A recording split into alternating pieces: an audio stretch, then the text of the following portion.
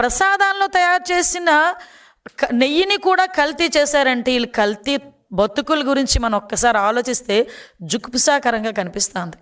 నిజంగా ఎలాంటి వాళ్ళైనా ప్రజలు కూడా ఈరోజు ఆలోచిస్తున్నారు. వాళ్ళలో కూడా ఏంటండి, వాళ్ళు వాడే రసాయనాలు ఏంటి, 60 లక్షల కిలోల పామాయిల్, 60 లక్షల కిలోల పామాయిల్ ఉపయోగించారు. పామ్ కెర్నల్ ఆయిల్ ఉపయోగించారు. 8.90 లక్షల acetic acid, Easter, lactic acid, food grades, monoglycerides, beta keratin. ఈరోజే తెలిసింది లప్సా ఎందులో యూజ్ చేస్తారో తెలుసా అండి? బాత్రూమ్ క్లీనర్స్కి ఉపయోగించే ఒక కెమికల్ని దేవదేవుడికి పెట్టే ప్రసాదంలో కలిపి అలాంటి దాన్ని కూడా తీసుకొచ్చి ప్రజలకు అప్పచెప్పి వాళ్ళ మనోభావాలతోనే కాకుండా వాళ్ళ ఆరోగ్యాలతో కూడా ఆడుకున్నారంటే నిజంగా క్షమించాలా అని అడుగుతున్నాను. నేను ఈ క్వశ్చన్ క్షమించాలని అడుగుతున్న క్వశ్చన్ ప్రజలను అడుగుతున్నాను. ఇలాంటి వాళ్ళని క్షమించాలా? ఇంకా మన మధ్యలోని వీళ్ళు మనుషులుగా తిరిగే అర్హత ఉందా? వీళ్ళకి ఎంత మహాపాపానికి వడిగట్టారండి. ఇది మహాపాపం కాదా?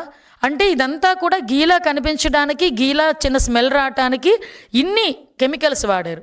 అంటే ఇక్కడ లప్సా గురించి మాట్లాడితే ఇందాక మనం చాలా మాధ్యమాల్లో కూడా చూసాం.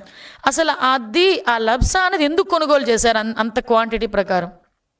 చాలా వాటికి సమాధానం చెప్పాల్సి వస్తుంది.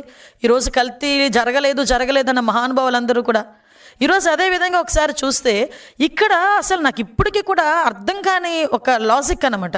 అంటే నేను సిట్ రిపోర్ట్ చూశాను, నెక్స్ట్ ఇంకొక విషయం చెప్పాలండి, దాని తర్వాత దీని దగ్గరికి వస్తా.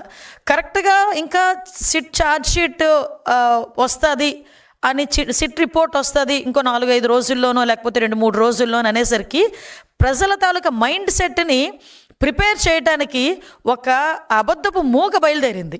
నేను ఆ రోజే అనుకున్న గ్యారంటీగా అందులో ఏదో ఉంది, అందుకే వీళ్ళు మొదలుపెట్టారు అని. 3 రోజుల ముందు నుంచి ఇంకా ప్రజలకు అథెంటికేషన్గా ఒక పేపర్ రాలే, ఏది రిపోర్ట్ రాలే. కానీ 3 రోజుల ముందు నుంచి ఇందులో జంతుకోలేదని సిబిఐ చెప్పింది, జంతుకోలేదని సిబిఐ చెప్పింది అంటే ప్రతి ఒక్కరు ఎలా ఆలోచించారంటే జంతుకోలేదా అంటే కల్తీ జరగలేదా? అది కాదు కదా, రిపోర్ట్ వచ్చిన తర్వాత చూసాం అందులో అడల్ట్రేషన్ జరిగింది, జంతు కొవ్వు ఉంది, 254 కోట్లు ఎవరి జేబులోకి వెళ్ళినాయి, ఇంత స్కామ్ జరిగింది. వైవి సుబ్బారెడ్డి తాలూకా పిఏనే ఇంచుమించుకు 4,50,00,000 రూపాయలు ట్రాన్సాక్షన్స్ అందులో కనిపించినాయి.